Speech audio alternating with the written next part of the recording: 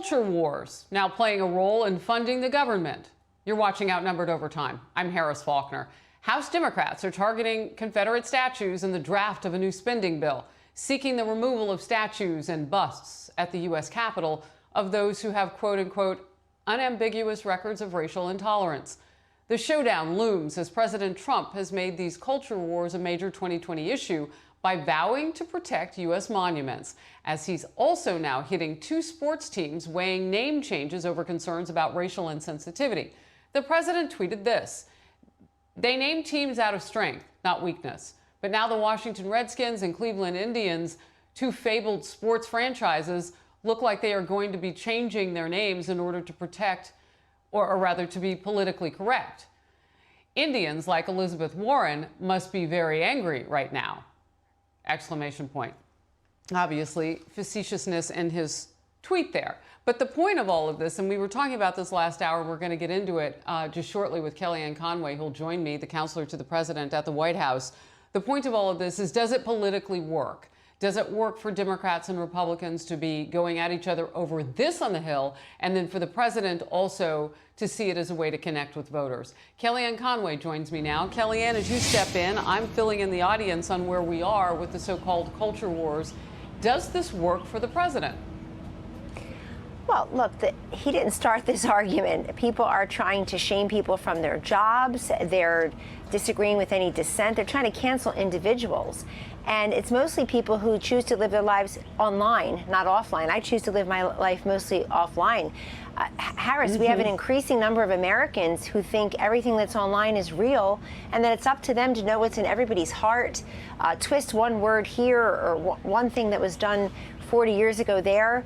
And I think the president's broader point is that he's looking towards the future. He's a visionary. He's being positive and patriotic. And here's my main problem with cancel culture, ripping down statues and the whole like. How does it get one more kid of color who's in a failing school a better opportunity, better education? These same people who are saying cancel culture, rip down statues, take away portraits in Statuary Hall, they always vote against opportunity scholarships here in Washington, D.C., which help African-American Hispanic kids. They don't vote for tax cuts and the Jobs Act, which are helping those children's parents and eventually will help them. You know, in Commonwealth of Pennsylvania alone, let's take one state. We had Janiyah and her mother as our guests at the State of the Union this year. Janiyah is one of 50,000 school children in one state, Pennsylvania, on a waiting list for an opportunity scholarship, school choice. You have the Democratic governor vetoing that. Why? Why are people like that standing in the schoolhouse door, not allowing kids to exit for a better opportunity? So one of my major objections with all of this is that it's easier to talk and squeal and complain and bellyache belligerently and lie lasciviously than to actually help people.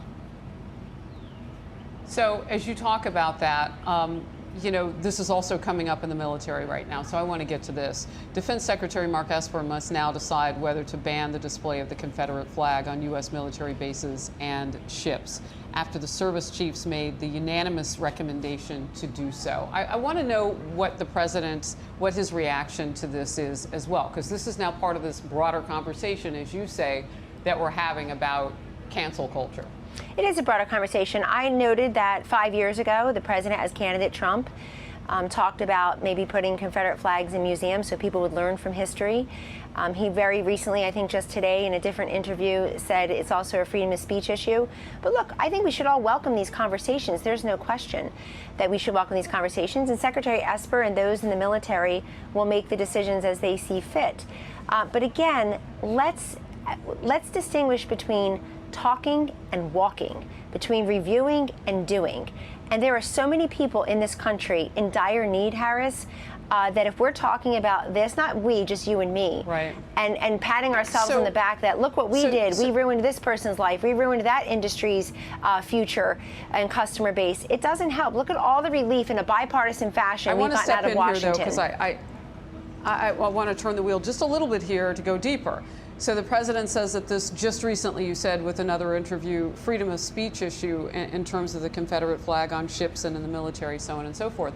And in this broader issue, how do we focus in on helping people? Is he going to get there with this issue? Is he going to say, let's put this aside and let's focus, as you have done, on the things that really matter? Well, look at 3 o'clock this afternoon. You'll have the President, First Lady, Second Lady, and Vice President of the United States. I'll be there as well at the table talking about safely reopening our schools. Harris, I can't think of anything more important for us to focus on as a nation. And I would ask some of those states that open bars, do we want to open bars now or schools in 6 or 7 weeks? I vote for schools in 6 and 7 weeks. They are the central nervous system, our entire nation, our nation's economy, our parents. These parents need to get back to work. The kids aren't all safe at home. We saw a tremendous digital divide laid bare at the end of the school year when millions of kids did not have the digital assets they needed to learn. We see mental health challenges increasing, spousal abuse, child abuse, drug abuse, alcohol abuse, isolation. These kids need structure. We need to get them back to school. And so that's something, just by way of example. And I've been asking. Yes. How did we have weed dispensaries open in certain No, parts of the exactly. country before we were looking as at some of these essential other things? businesses. But that's right.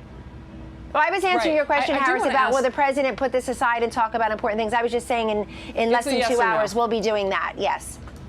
Okay. I do have a quick follow-up to you, though, because I've been asking about this. I did an education town hall, couldn't get her for this. Is the education secretary, DeVos, going to be there? Because she it will. would have been nice to hear from her along the journey, too.